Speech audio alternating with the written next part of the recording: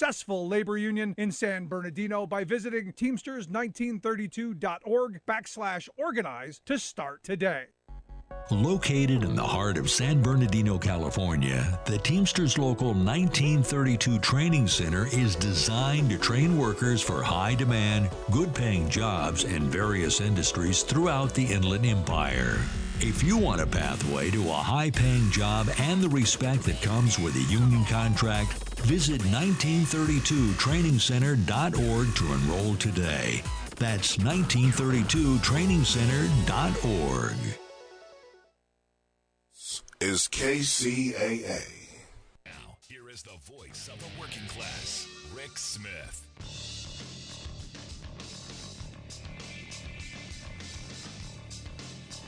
And welcome, brothers, sisters, working class heroes. This is the Rick Smith Show. Thanks so much for being here today on the big program. Lots to get to, lots to talk about. Interesting day. Day one of the GOP House Clown Show. They got the rules passed through. Was kind of held out a little bit of hope that maybe there'd be a handful of Republicans who are going, I don't know, bad idea giving the most radical of the bunch the keys to the car. I don't know. But hey, it went through. We now have the weakest speaker. Going to be fun to see how they bang him around. But the Republicans showed their hand right from the start. Remember the 4 years under the former president, under 45? What was the only thing they got done? Yeah, that tax bill. Because again, the only thing that Republicans truly care about, the tax fetish. That's all they care about. It's all that's in the ears. It's all that's, because understand, when a Republican allows the billionaire to cheat on their taxes, they get another donation. You thought I was going to go with their wings to get into heaven, didn't you? No, they get a tax. They get a donation, and that's what they're doing as we speak. The Republicans are holding their little clown show under the guise of the. You got to love the names. They are so much better at naming things than the Democrats. So much better. The Family and Small Business Protection Act. Because they're going to protect families and small businesses from the evil IRS. Because if you listen to the spiels that they gave today on the House floor, that somehow Biden was able to hire 87,000 agents, yesterday, and they're out there marauding, probably teaming up with MS-13, maybe even hired. I didn't hear a Republican say it, but I wouldn't be surprised that they believed it, that they hired MS-13 to come and be IRS agents. I'm sure that somewhere that will come up. But if you listen to the rhetoric, they hired 87,000 agents, and they're coming for your children. Because according to them, they're going to attack the poor. Now, what's interesting is they're not absolutely wrong in looking at the data from the former guy and what happened. When the former guy went and cut the number of IRS agents down to the lowest number per return, probably since the agency began, where did they go? They went after the low-hanging fruit. They went after the poor people who were claiming the earned income tax credits and that kind of stuff. Because, hey, we gotta get something. We got to go through and we got to turn things. They stopped going after rich people. They stopped going after the really complicated returns, which is why the Biden administration and Democrats have said, hey, we need to hire more qualified IRS agents to go and audit these really complicated returns. We need to get people who understand the code and understand this isn't going to be easy. There's no way they're going to find 87,000 IRS people tomorrow. This is a build for the future. This is over the next decade. But if you listen to the sky is falling people, that he's already hired them, and that they're marching for the children. They're coming for your pennies and the sofa cushions. But the Family and Small Business Protection Act, more like the Tax Cheat Protection Act. Now remember, the former guy stood on a stage and said that, he didn't pay taxes because he's smart. And a bunch of his minions went, hey, he's smart. while they paid their taxes. And now we know, because we've seen some of Trump's returns, he didn't pay anything. He is smart. He got you. He got me. He got us to pay his taxes, and he got a percentage of the population to applaud him and vote for him. And to vote for people who gave him even more tax breaks, because that's all the Republicans accomplished in the 4 years under the former guy. So it's interesting to me. Now, one of the things that came up during the House floor discussions was, under the Reagan administration, and one of the things that Reagan, advocated for was a ratio of one IRS agent for every 2,000 returns. We're nowhere near that today. It's, like I said, at one of the lowest levels ever. And it's one of these moments where you go, if you're overworked, underpaid, and understaffed, what ends up happening? You then go after the easy stuff. And the wealthy are very happy with that. The wealthy are thrilled by the fact that nobody's coming for them. And when they do, they don't have the resources to go very long. The audits are generally light because, well, they don't want to get tied up in long legal battles and long court battles, because the wealthy, they have the resources to fight this stuff out. Now, I find it interesting that the party who talks about debt and deficits, the party who talks about spending money wisely, on their first day, going to hike the deficit by some $114 billion, because the revenue that was going to be created per year out of auditing the very wealthy who pay zero, like Donald Trump, who pays zero, that was going to go into the coffers. Now, what you're going to have is, you're going to have people going, but Rick, they spend that money in other places. Yeah, the Caymans. And what you're seeing is the wealthy getting much cozier with offshore tax havens, getting much cozier in places like the Cayman Islands or Ireland, or places where, you can hide a little money. Find it interesting. But the Republicans are there to protect those folks. And I want to know your thoughts. Are you okay with this? Now, look, I don't want working class people to be audited. I don't want people making $25,000, $30,000, $40,000, $50,000 a year to be audited every year, and they're not going to be. This is a scare tactic. The Biden administration has said, as a percentage, things are not going to increase above where they are from people making less than $400,000 a year.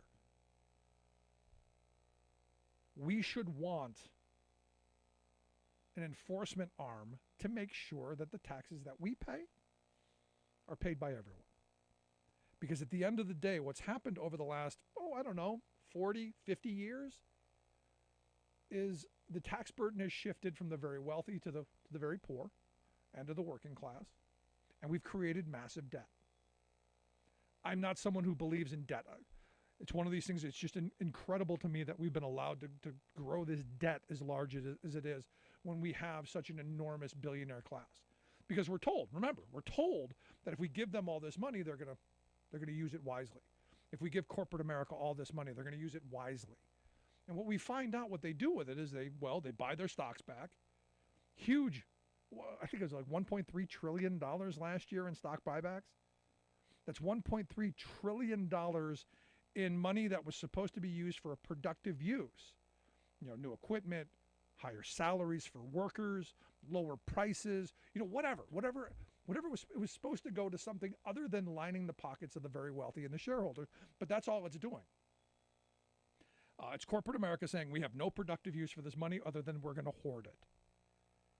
And no one in government is moving to stop that, especially not the Republicans. If you saw it today, nope.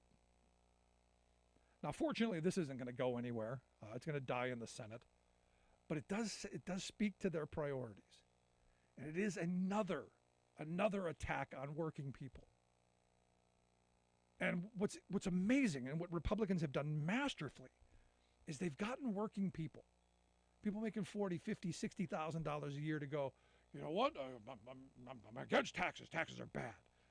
And every time they hear the word taxes, they foam at the mouth like a Pavlovian dog, and think that what their tax liability is and what Elon Musk's should be are the same, and they're not. There was a point in this country, when we paid for roads and bridges, we paid for education, we paid for health care, we had investments in the future, and we didn't have massive debt and deficits. But we also didn't have gazillionaires. And we had a tax code that had a top marginal tax rate of 92%. And you know what those people at the top did?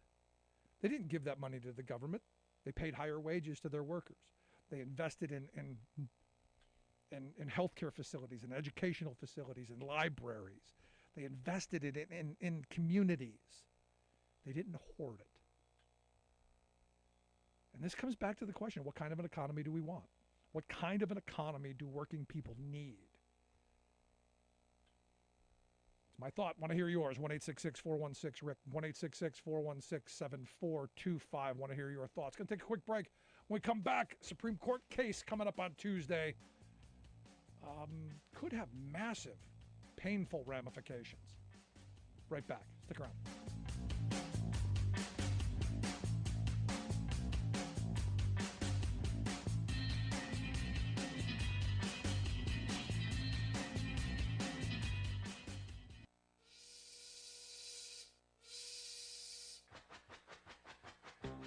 If you're a fan of the show, you've heard our labor history in 2 segments, and you can hear them on the radio pretty much anywhere in the U.S. Labor history has never been more important than it is right now. So here's what we'd like you to do. Tell a teacher. Tell a teacher that labor history is important and that they can get digestible 2-minute lessons that are absolutely free. Free to download, free to use, free to share. Tell a teacher to go to thericksmithshow.com/history and help us put labor back where it belongs, in the classroom. Generations of American workers fought, bled, and died to build the American way of life. It's our job to keep their stories alive. Go tell a teacher that we're here to help them do just that. Find us at thericksmithshow.com/history today.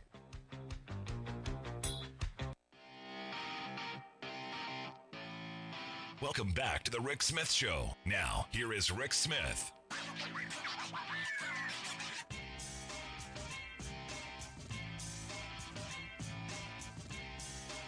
So more than 7,000 nurses went on strike today in New York City. Members of the New York State Nurses Association affiliated with National Nurses United, fighting for a fair contract and to improve patient care. Something we should be standing behind and standing with. And I want to throw a shout out to them that we stand in support with them. Let's quick go to the phone lines. Got Alice on line 1. Alice, how are we doing today? We're doing okay. How about yourself? I am doing well. What's on your mind? Well, I just think it is totally amazing how they have their base brainwashed, thinking that taxes are bad because, of course, they all believe that at some point they're going to be billionaires themselves. Yeah. No, I see. Here's the thing. And, I have a friend whose parents were very wealthy, and back during World War II, they were happy to pay the 92% tax rate because it was an investment in the country. We're not that country anymore. No, we're not. No, we're not. And I just had an experience a few days ago with one of these dingalings where they were having a hysterical fit, and I said, well, congratulations. And they were like, what? I said, you make over $400,000. No, I don't. I said, then shut up, because it doesn't apply to you. So it's the same, but it's the same thing with the death tax, the inheritance tax. I had people who were saying the same thing. I don't want to pay taxes when I die. You worth $11 million somewhere? You work in a minimum wage job, you got $11 million I don't know about? Yeah. Yeah, well. I don't know. I have never in my life seen such an ignorant bunch of people. And I mean literally ignorant, because they have no clue about anything and how it applies to them. Yeah. Fun times. That's why we need to get out there and educate them, Alice. Appreciate the thoughts. Bye. Thanks so much. But here's the thing. And look, the reality is this is where working people need to come back together. The right has done such a masterful job of misinformation and disinformation and feeding. You're gonna pay taxes when you die, and you go, I hope so, because that would mean I'd have $11 million. That means I would have a lot of money. I don't. And what's amazing to me is we don't see the real attacks on us every day. Right now, there's a Supreme Court case that is going to be heard on Tuesday. We talked about it last week a little bit. It is the Glacier Northwest Incorporated versus International Brotherhood of Teamsters Local Union 174. We talked about it last week. It was, you had like 46 cement truck workers. They worked for this cement company who came to work. The union and the company were negotiating. The negotiations broke down in the morning. The union said, hey, we're going on strike. The workers came in, said, hey, we're done. We're going out on the picket line. The trucks are running. They're out on the line. There's cement in it. You better deal with it. The company had no contingency plans, had no idea what to do. And as I said before, they probably didn't even know how to operate the trucks. So they were left in a lurch. Now, this is their problem. This is what happens when you don't negotiate in good faith. This is what happens when these kind of talks break down. And this is how this has gone for years.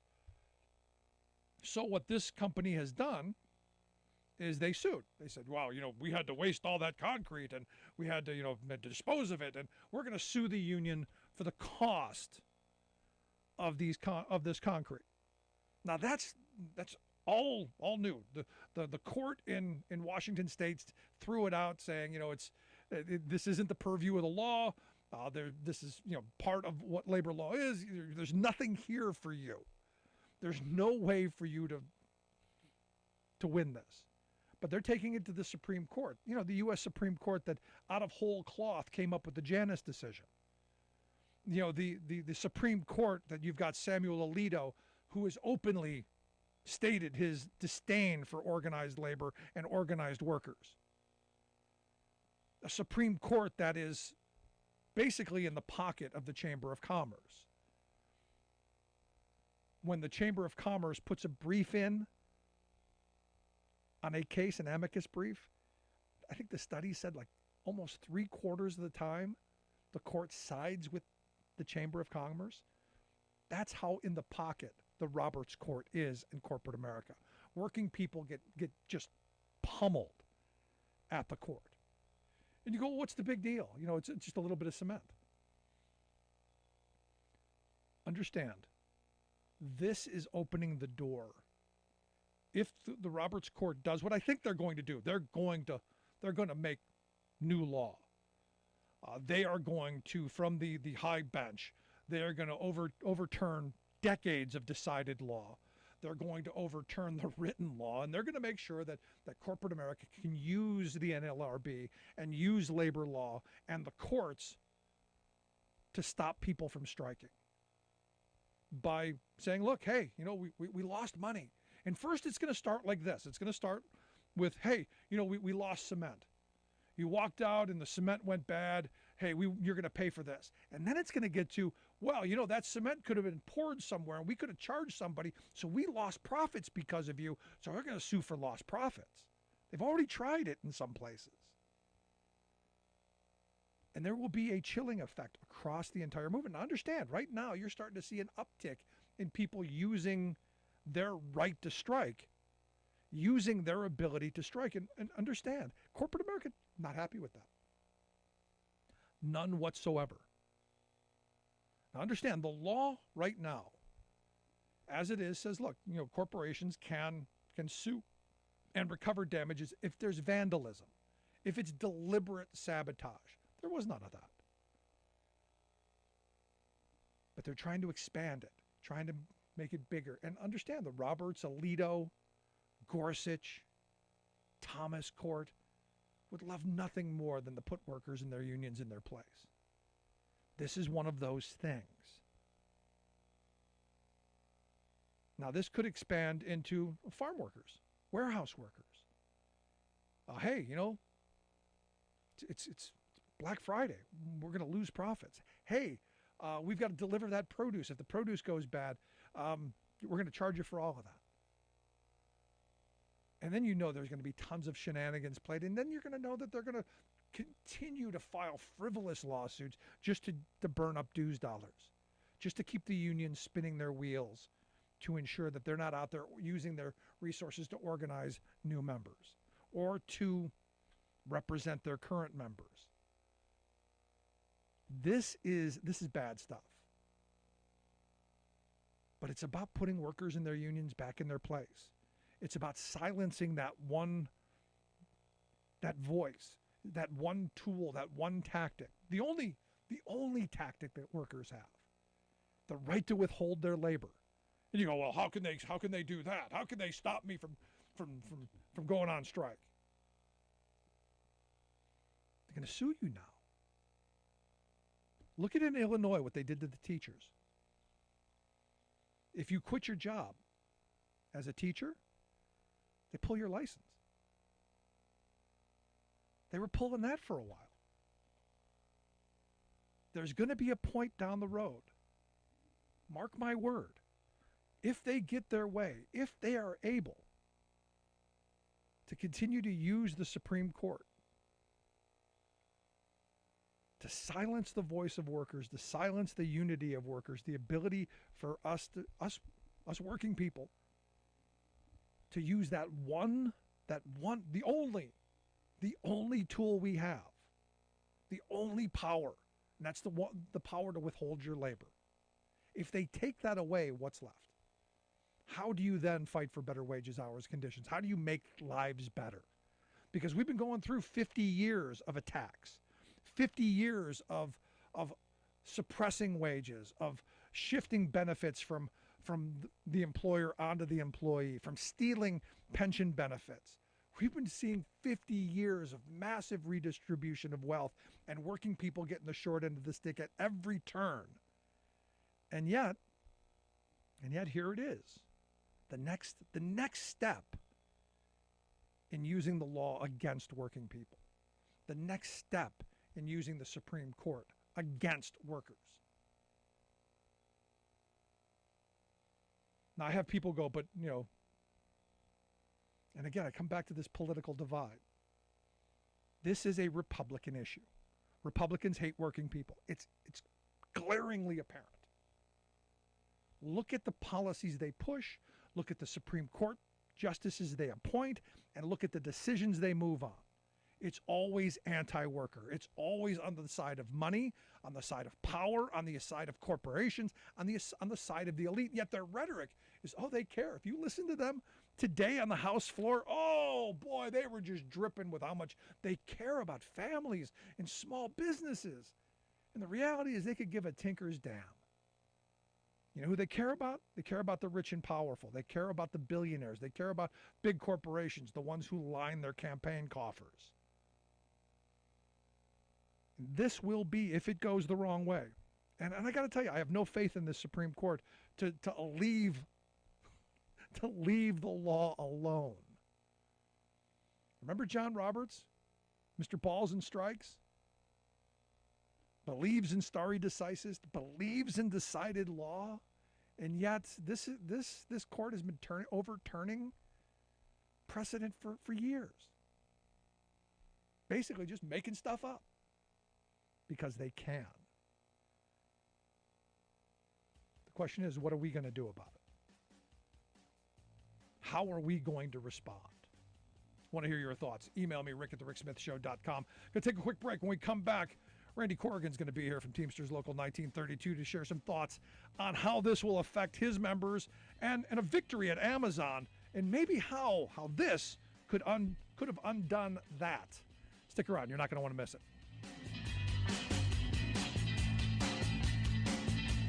I'm Rick Smith, and this is Labor History in 2. On this day in labor history, the year was 1922. That was the day Chicago building trades began to split over the much-hated Landis Award. The building trades had always enjoyed strong solidarity, built through years of sympathy strike action. By 1921, they were involved in a bitter dispute with the city's employers, who had been on the open shop offensive since the end of World War I. Contractors attempted to impose deep wage cuts and instituted a lockout when the building trades refused to go along. Judge Kennesaw Landis, who sent close to 100 IWW members to prison during World War I, arbitrated the dispute and issued his award that fall. Considered a major blow to the building trades, his award outlined 8 points on behalf of the employers. It imposed deep wage cuts of anywhere from 15 to 40%, practically abolished the right to strike, and undermined years of established work rules. As the Chicago Federation of Labor and Building Trades Council geared up for the fight, the employers created their own Citizens Committee to enforce the award. The Chicago Federation of Labor noted that of the committee's 176 members, only 54 were based in the city, and of those, only one had any